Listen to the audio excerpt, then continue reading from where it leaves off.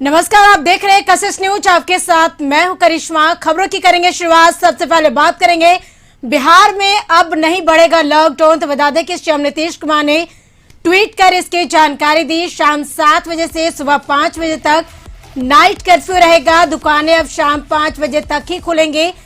School college अभी बंद रहेंगे। निजी वाहनों को अब चलने की अनुमति दी गई है। अधिक जानकारी के लिए पटना से हमारे संवाददाता मरगूब आलम जुड़ चुके हैं फोन पे। मरगूब, बिहार में अब लॉकडाउन नहीं बढ़ेगा। सीएम नीतीश कुमार ने इसकी घोषणा कर दी है। हालांकि नियमों में किस तरह के संशोधन किए गए हैं? क्या दुकानें प्रतिदिन खुलेंगी या फिर अल्टरनेट डे करके जो दुकानें चल रही थी उस तरीके से चलेंगी?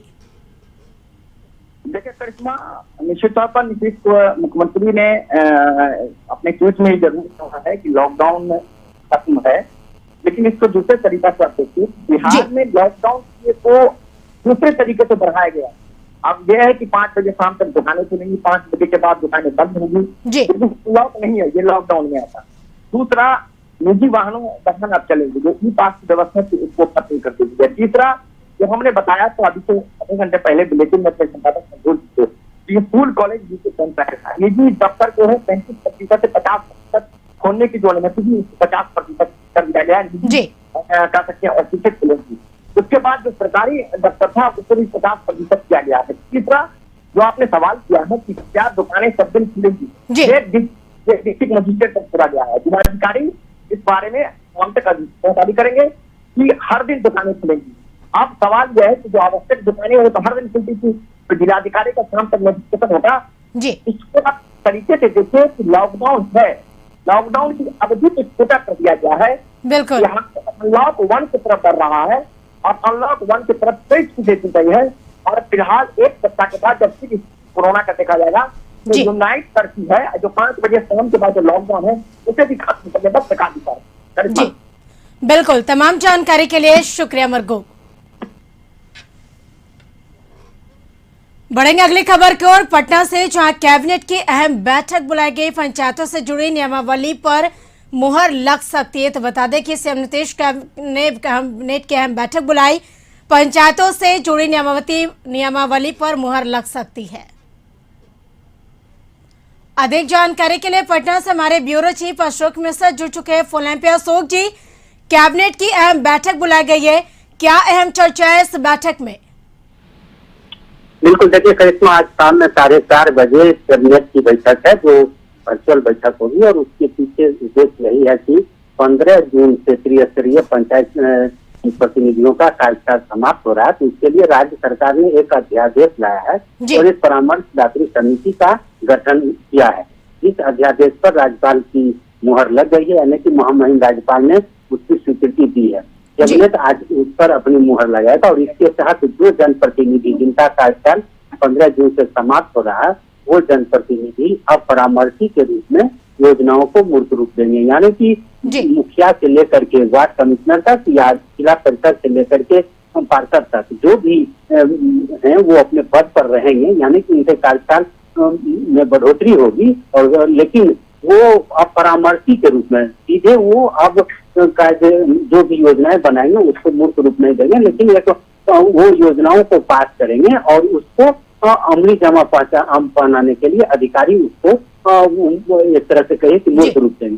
तो निश्चित रूप से ये एक महत्वपूर्ण फैसला होगा। और बिहार में पहली दफा जो जनप्रतिनिधि है पंचायती राज के, उनके कार्यकाल का एक तरह से एक्सटेंशन हो रहा है कि उनका कार्यकाल समाप्त होने के बावजूद भी वो योजनाओं को मूर्त रूप देने में अपनी सलाह देंगे। तो ये एक महत्वपूर्ण निर्णय है और इस पर आज कैबिनेट की मुहर लग सकती है। इसके अलावा कई कोरोना काल में राज्य सरकार ने कई फैसले लिए हैं। फिर आने वाले समय में जो बाढ़ की स्थिति होगी या सूखे की स्थिति होगी, जिस पर मुख्यमंत्री ने कई समीक्षा बैठक भी की है, तो इन सब संबंधों में भी कई महत्वपूर्ण फैसले होंगे जिस पर कैबिनेट की स्वीकृति है। बिल्कुल, तमाम जानकारी के लिए शुक्रिया अशोक जी।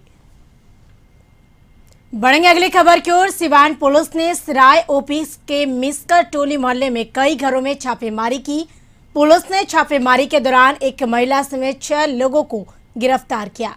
इन सभी लोगों के घरों में यानी घरों से शहर में चोरी की गई और कई सामान और एक देसी कट्टा और एक गोली भी बरामद हुई है। पुलिस का मानना है कि लगातार शहरों में जो चोरियां हो रही थी, उन चोरियों में इन सभी लोगों का हाथ है। हालांकि मोहल्ले के लोग जो हैं इस बात से इनकार नहीं कर रहे, क्योंकि वह लोग लगातार इन लोगों को मना करते थे, लेकिन यह सभी अपनी हरकतों से बाज नहीं आ रहे थे। पुलिस इन सभी लोगों को पकड़कर जेल भेजने की तैयारी में जुटी है और वह आप बताते चले कि जो सदस्य हैं उनको गिरफ्तार करने के लिए अभी भी कई ठिकानों पर छापेमारी की जा रही है। 6 आदमी को गिरफ्तार किए हैं। कहने का मतलब है इन लोग मिसका टोली के यहाँ पूरा बदलाव हो रहा है। इन लोग मिसका टोली के रहने वाला नहीं है। इन लोग आवास कॉली घर है और लोग के सोलनपुर घर है। इन लोग जमीन खरीद के यहाँ घर बनवा के रह रहे हैं। इन लोग रात दिन चोरी लोग करता है। हम लोग बोल रहे हैं, डांट रहे हैं तो चिल्लाने लगती है। आपसे क्या मतलब, खर्ची देते हैं। अधिक जानकारी के लिए सिवान से हमारे संवाददाता निरंजन जुड़ चुके हैं फोन पे। निरंजन, पुलिस ने कई घरों में छापेमारी किया कि क्या है पूरा मामला, क्या पूरी जानकारी इस खबर को लेकर? देखिए करिश्मा, बिल्कुल आज अहले सुबह का ये मामला है जो सराय ओपी के मिस्कर टोली मोहल्ले का ये मामला है। और मिस्कर टोली मोहल्ले की बात मैं बता दूं कि मिस्कर टोली मोहल्ला पहले से ही बदनाम इलाका है। यहाँ पर कई अपराधी यहाँ पर शरण लेते हैं। अपराधी उस मोहल्ले में पूरी तरह से भरे रहते हैं और पुलिस को इस चोरी की वारदात लगातार लॉकडाउन के पीरियड में चोरी हो रही थी और पुलिस जो है कि पूरी ताकत लगाई हुई थी कि आखिर इस चोर को कैसे पकड़े, इस गिरोह को कैसे पकड़े, क्योंकि इस गिरोह में लगभग 3-4 महिलाएं थी और महिलाओं को पकड़ना जरा मुश्किल होता है। ऐसे में आज पुलिस को एक सूचना मिली कि कुछ महिलाएं जो है कि एक मकान के अंदर आई हुई है और कुछ और लोग भी हैं। जैसे ही पुलिस वहां पर पहुंची, ये लोग जो है कि एक पूरा प्लान बना के अब यहाँ से निकलने वाले थे, तब तक पुलिस इनके ऊपर धावा बोली और इनको धर दबोची। इनको दबोचने के बाद इनके मकान से, जो ये लोग बाहर के रहने वाले हैं, जो मकान बनाए हैं जमीन लेकर, इनके मकान से एक देसी कट्टा, गोली, उसके बाद चोरी की जितनी सामान है, शहर के अंदर जितनी चोरियां हुई थी उन सभी जगहों के सामान इनके घर से बरामद किए गए हैं। अभी भी लगातार जो अभी सूचना मिल रही है कि अभी भी कई ठिकानों पर इनसे पूछताछ करने के बाद पुलिस अभी भी छापेमारी कर रही है। जी बिल्कुल, तमाम जानकारी के लिए शुक्रिया निरंजन।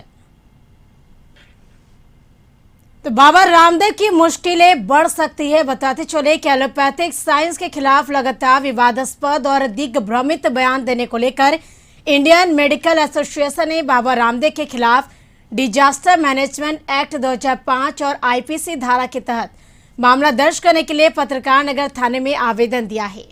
पुलिस पूरे मामले की जांच में जुटी है। अधिक जानकारी के लिए पटना से हमारे संवाददाता मरगूब आलम जुड़ चुके हैं फोन पे। मरगूब, आज जिस तरह से बाबा रामदेव ने जो बयान दिया था एलोपैथिक को लेकर, तो लगातार इसका विरोध देखा जा रहा है। अब धीरे धीरे बाबा रामदेव की मुश्किलें बढ़ती हुई नजर आ रही है।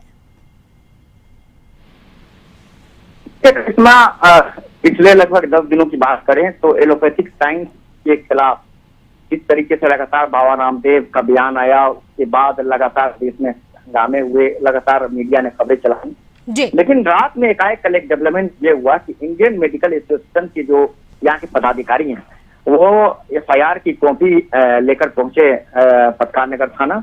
उन्होंने वहां पत्रकार नगर थाने में एफआईआर कराने के लिए कर सकते हैं कि आवेदन दिया। आवेदन में इंडियन डिजास्टर मैनेजमेंट एक्ट 860, 420, 353 के साथ साथ कई धाराएं लगाई गई हैं और उन धाराओं के तहत मामला दर्ज करने के लिए कहा गया है। साथ ही पुलिस ने उनके आवेदन को स्वीकार भी कर लिया है और एफआईआर दर्ज करने की कार्रवाई की जा रही है। क्योंकि आवेदन स्वीकार किया गया है तो उनमें क्या क्या धारा है, पुलिस क्या क्या धारा एफआईआर लगाएगी, इन सब बातों पर अभी पुलिस जांच कर रही है। जांच के बाद आज संभावना है शाम तक बाबा रामदेव के खिलाफ हो सकता है कई आईपीसी धाराओं में मामला दर्ज हो और उसके बाद पुलिस मामले की छानबीन करेगी। तो कहीं न कहीं बिहार में भी मुश्किलें अब बढ़ती नजर आ रही है। तो स्वाभाविक बात है, जब एफआईआर दर्ज होगा पुलिस अनुसंधान करेगी, मामला कोर्ट में जाएगा, फिर माननीय न्यायालय का जो आदेश होगा उसको पुलिस कार्रवाई करेगी। तो कहीं न कहीं एक हाई प्रोफाइल मामला जो चला सकती है उसकी बू अब पटना में भी आ गई है। अब मामला यहाँ भी फिलहाल दर्ज कराने के लिए आईएमए ने पत्रकार नगर थाने को आवेदन दिया। जी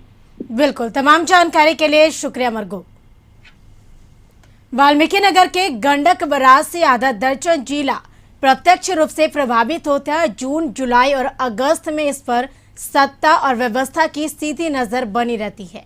मानसून से पहले सीएम नीतीश कुमार खुद हर साल इस बराज का निरीक्षण करते हैं और इस साल भी 15 जून से पहले यात्रा संभावित है। बराज के मेंटेनेंस कार्य पूरा कर लिया गया है। नेपाल में कार्य युद्ध स्तर पर पूरा किया जा रहा है। 36 फाटकों को दुरुस्त कर लिया गया है। वाल्मीकि नगर में बाढ़ को देखते हुए गंडक बराज नियंत्रण कक्ष में बाढ़ नियंत्रण सेल के तहत कार्य जारी है। कार्यपालक के अभियंता शीर्ष कार्य प्रमंडल जल संसाधन विभाग की ओर से गंडक बराज नियंत्रण कक्ष में 4 पालियों प्रतिनियुक्त की प्रक्रिया जारी है। ये सभी पदाधिकारी अपने अपने पाली के लिए पूर्ण रूप से जिम्मेदार होंगे। चाहिए वो जनता की जिंदगी के साथ खिलवाड़ कर रहे हैं, देश के संसाधनों का नुकसान कर रहे हैं और ये काम अविलंब होना चाहिए। और मैं यहाँ से जाने के बाद मैं भी तमाम विभाग को लिखूँ।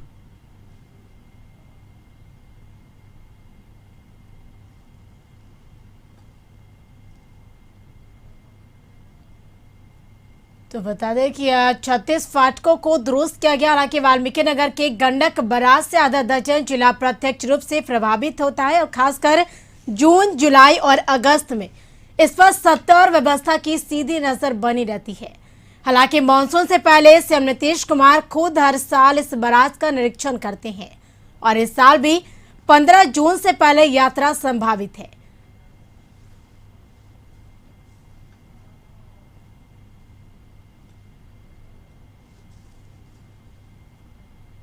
नालंदा जिला के कड़ार राजकीय औषधालय में लाखों का सरकारी दवाई एक्सपायर होने वाली है।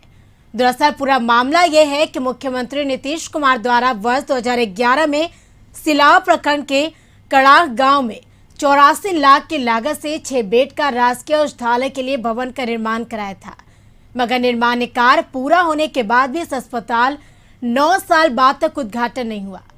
यहाँ के खिड़की से किवाड़ तक गायब हो गए, मगर गांव के ही वार्ड पार्षद और स्थानीय लोगों की पहल पर 23 सितंबर 2020 को चालू हुआ, जिसमें एक चिकित्सक को तैनात किया गया और यहां पर्याप्त मात्रा में दवाई भी उपलब्ध कराई गई। लेकिन कुछ दिन तक चिकित्सक यहां बैठे, मगर 19 फरवरी 2021 से चिकित्सक यहां आना बंद कर दिया, जिसके कारण ये अस्पताल में फिर से ताला लग गया। मगर यहां आज भी लाखों रुपए की दवाई अब एक्सपायर होने वाली है, जिसे देखने वाला कोई नहीं है।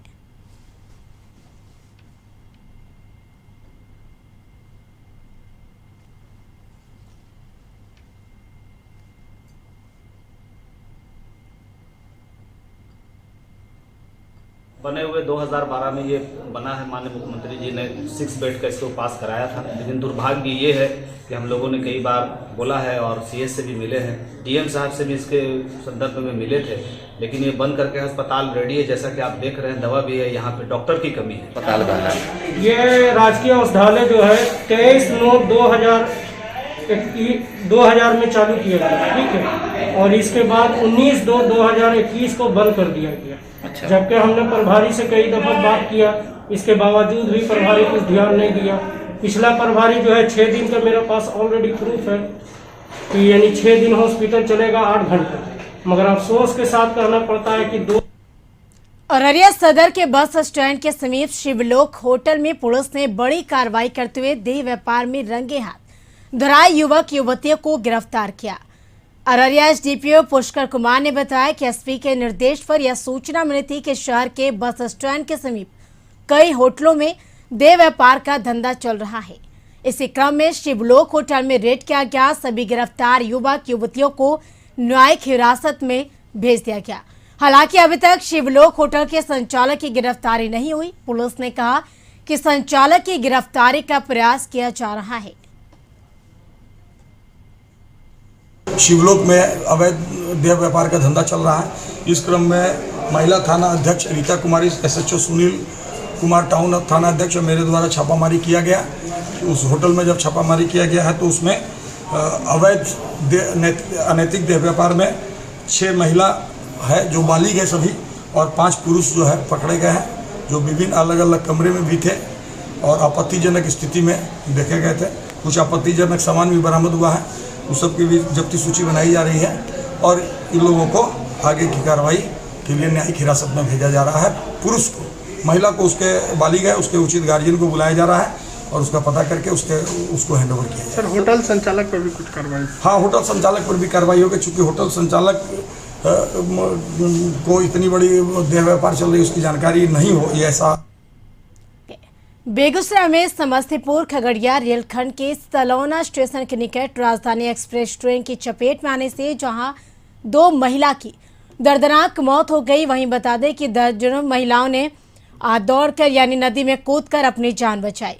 हालांकि गांव के 10 से 12 महिलाएं और बच्चे राटन पंचायत से घास काटकर चंद्रभागा नदी के ऊपर रेलवे ट्रैक पार कर अपने गांव लौट रही थी। तभी तेज रफ्तार से आ रही डिब्रूगढ़ से नई दिल्ली जाने वाली साप्ताहिक राजधानी एक्सप्रेस नजदीक आ पहुंची, जिससे पुल पर अफरा तफरी मच गई। इनमें से अधिकांश महिलाएं जान बचाने के लिए बच्चों के साथ इधर उधर भागी और कुछ नदी में कूद गई, जबकि 2 महिलाएं जान बचाने के लिए ट्रैक पर दौड़ने लगी। जब तक वह पुल के अंतिम छोर तक पहुंच पाती तब तक ट्रेन ने दोनों को अपनी चपेट में ले लिया, जिससे दोनों महिलाओं की मौत हो गई। वही नदी में पानी कम रहने के कारण सभी महिलाएं और बच्चे सुरक्षित बाहर निकल गए। इस घटना में 4 लोगों को मामूली चोटें आई हैं। घटना के बाद परिजनों में जहां कोहराम मच गया, वहीं परिजनों का रो रो कर बुरा हाल है। आदमी पुल पे चढ़ गया और ट्रेन जो आई तो पैसेंजर पहले आती थी तो सीटी दिया करती थी, लेकिन ये राजधानी एक्सप्रेस का आने से सीटी और दिया नहीं। एकाएक जब आ गया आगे तो सीटी दिया, तो इतने में भगदड़ मच गई, सभी जिधर मधर भागा, कुछ लोग कूद गया इधर उधर, मैंने कि बच गया। और 2 औरत की उसमें चपेट में आने से मौत हो गई। तो जैसे कि ये ट्रेन आई थी तो ट्रेन आवाज़ नहीं दी थी, ये लोग अचानक ट्रेन उसके पर चढ़ गया, बीच रास्ते में आने के बाद उसके बाद आगे घटना हो गई। ये आवाज़ आई, ये लोग भाग के इधर उधर किया, तब तक भी ट्रेन की चपेट में। मोतिहारी शहर के बलुआ चौक से 2 ATM फ्रॉड को देशी पिस्तौल और 2 जिंदा कारतूस एवं दर्जनों ATM कार्ड के साथ ATM फ्रॉड को पुलिस ने गिरफ्तार किया। बता दें कि शहर के बलुआ चौक से नगर पुलिस ने 2 ATM फ्रॉड को गिरफ्तार किया। फ्रॉड के पास से 1 देसी कट्टा, 2 जिंदा कारतूस, दर्जनों ATM कार्ड से 2 सेल फोन बरामद किया गया। नगर थाना प्रभारी विजय कुमार राय ने कहा कि दोनों फ्रॉड एक लड़की का ATM छीनने के फिराक में थे। संदेह के आधार पर पुलिस ने दोनों को पकड़ और तलाशी ली तो पिस्तौल कारतूस के साथ दर्जनों ATM कार्ड मिले। गिरफ्तार ATM फ्रॉड में एक मुजफ्फरपुर शहर के बैरिया निवासी राजू रंजन, दूसरा केसरिया थाने के भगवतिया गांव के नवीन कुमार शामिल है। वहीं पकड़े गए दोनों ATM फ्रॉड पर प्राथमिकी दर्ज कर जेल भेज दिया गया। खगड़िया के चौथे बाजार स्थित यूनियन बैंक ऑफ इंडिया में कार्यालय में भीषण आग लगी। सार्वजनिक में बैंक में रखे महत्वपूर्ण डॉक्यूमेंट समेत लाखों का सामान जलकर राख हो गया। शॉर्ट सर्किट से आग लगने की आशंका जाहिर की जा रही। सबके दमकल की 2 गाड़ियों के पहुंचने के बाद स्थानीय ग्रामीण और दमकल कर्मियों के संयुक्त प्रयास के बाद आग पर काबू पाया गया, लेकिन बैंक में लगे CCTV कैमरे, लैपटॉप, कंप्यूटर, कुर्सी, टेबल समेत अन्य सामान जलकर स्वाहा हो गया। इस आगजनी में लाखों के नुकसान का अनुमान लगाया जा रहा है।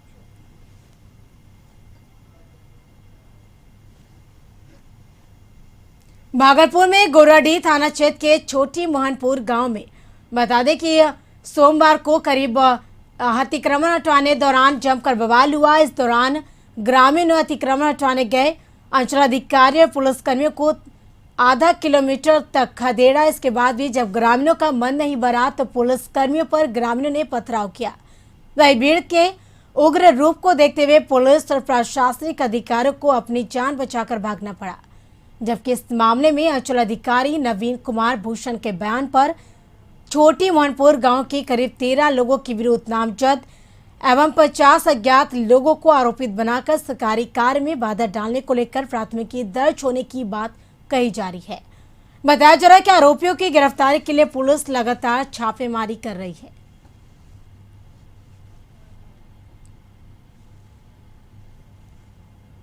अठारह से 44 वर्ष के लोगों के लिए बाढ़ में 2 दिनों से कोरोना वैक्सीनेशन का काम चल रहा है। अनुग्रह नारायण सिंह महाविद्यालय बाढ़ के प्रांगण में बनाए गए वैक्सीनेशन सेंटर पर काफी भीड़ देखी जा रही है। विदित हो कि इस महाविद्यालय के प्रांगण में 3 की संख्या में वैक्सीनेशन सेंटर चालू किया गया, जिसमें एक पर 18 से 44 वर्ष के लोगों को टीका दिया जा रहा, जबकि दूसरे सेंटर में 45 वर्ष से ऊपर वालों को। 2 दिन पूर्व से शुरू हुई 18 वर्ष से 44 वर्ष के लोगों के लिए वैक्सीनेशन सेंटर पर खासकर ज्यादा भीड़ देखी जा रही है, जबकि प्रतिदिन 200 से 300 लोगों को वैक्सीनेशन किया जा रहा। वैक्सीनेशन को लेकर युवाओं में काफी उत्साह देखा जा रहा है।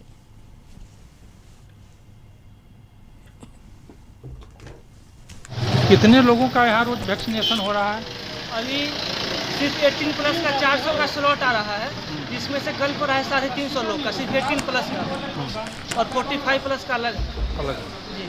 तो मतलब लगभग कितना लोगों का रोज वैक्सीनेशन हो रहा है? लगभग कल हुआ है 350 18 प्लस वैक्सीन ले चुकी है, ले लिए वैक्सीन? अभी नहीं लिए। अभी नहीं लिए, वैक्सीन लेने के इंतजार में, वैक्सीन लेने के इंतजार में बैठे हुए हैं। क्या उम्र हुआ आपका? कितना उम्र हुआ? अरे कितने वर्ष हुआ आपका? 20। क्या नाम हुआ? बांका थाना के नवटोलिया गांव में एक मदरसा में जोरदार धमाका से पूरा गांव थर्रा उठा। धमाका इतना जोरदार था कि मदरसा का एक हिस्सा जमीन दोच हो गया। विस्फोट की आवाज से ग्रामीण घर से बाहर निकल गए। घटना की सूचना पर बांका थाने की पुलिस और एसडीपी और बांका दिनेश चंद्र श्रीवास्तव घटनास्थल पर पहुंचे और मामले की छानबीन की। विस्फोट मदरसा के एक बंद पड़े रूम में होने के संकेत मिल रहे, जो काफी दिनों से बंद पड़ा था।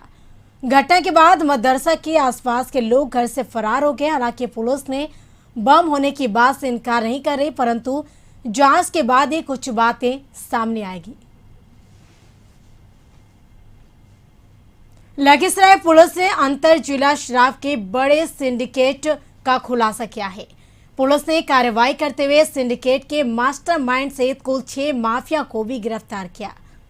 बिना नंबर की स्कॉर्पियो गाड़ी पर सवार ये सभी शराब माफिया खूटाडीह गांव में शराब की बड़ी खेप को उतारकर बहादुरपुर स्थित एक लाइन होटल पर बैठे हुए थे। इनके पास से स्कॉर्पियो में रखे 1 कार्टन विदेशी शराब को भी बरामद किया गया। गिरफ्तार सभी शराब माफिया बेगूसराय, जमुई और लखीसराय के हैं। लखीसराय एसडीपीओ रंजन कुमार ने कहा कि एसपी सुशील कुमार के निर्देश पर बड़रिया पुलिस और डीआईयू टीम ने बड़ी कार्रवाई की है। पुलिस ने बहादुरपुर स्थित एक लाइन होटल छापेमारी के क्रम में इन सभी माफिया को गिरफ्तार किया। 7 तारीख रात में 1:30 बजे एक स्कॉर्पियो गाड़ी NH80 पे बहादुरपुर उपस्थित कंजू सिंह के लाइन होटल पर छापेमारी हुई। तो वहाँ पे एक स्कॉर्पियो गाड़ी में 6 व्यक्ति पकड़ा है। और 6 व्यक्ति का जब एनालिसिस डीआईयू की टीम और उसके किया गया तो सभी का कनेक्शन झारखंड से लेकर खुटहा तक हुआ, जिसमें एक विकास कुमार पेशर शंकर साकिम गंगरा थाना गिद्धौर जमुई, जो पूर्व में भी सूर्यगढ़ा और दलसिंह सराय में शराब के बड़े खेप के साथ अरेस्ट हुआ था, वो उसकी गिरफ्तारी हुई। उसके निशानदेही पे है कन्हैया कुमार, जो बरौनी का रहने वाला है, बिहेट बरौनी का, और जो जिसका गंगा नदी पुल पार करने के बाद लाइन होटल। सिवान में पिता ने अपने एक बेटी और उसकी पत्नी के साथ मिलकर अपने ही बेटे की पीट कर हत्या कर दी। यह घटना मुफस्सिल थाना क्षेत्र की बताया जा रहा कि जमीन को लेकर कुछ आपसी विवाद हुआ और उसके बाद पिता अपने बेटे और अपनी बहू के साथ मिलकर अपने ही छोटे पुत्र को मारना शुरू कर दिया। मार इस कदर किया कि उसकी मौत हो गई। वहीं घटनास्थल पर पुलिस जब पहुंची तो सभी आरोपी घर छोड़कर फरार हो गए। फिलहाल पुलिस मामले की तहकीकात में जुटी है।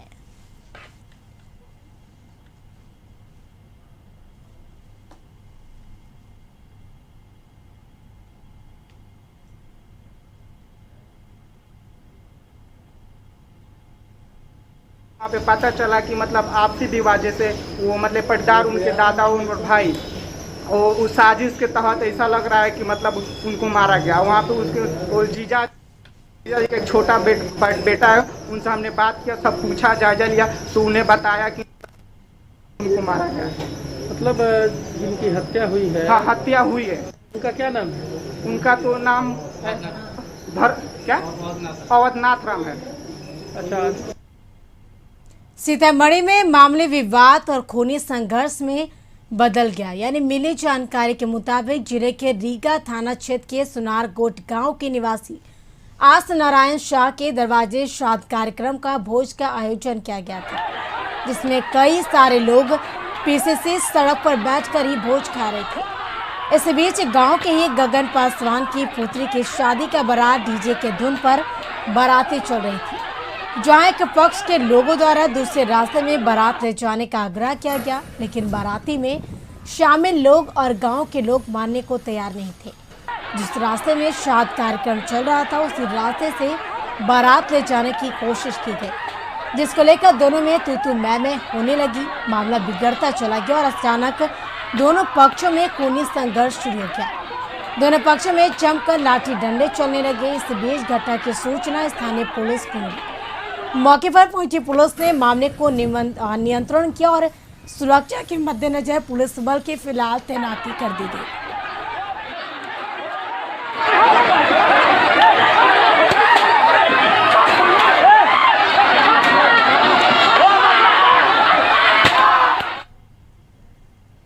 इसके साथ इस बुलेटिन में फिलहाल इतना ही। आप बने रहिए कशिश न्यूज के साथ। नमस्कार।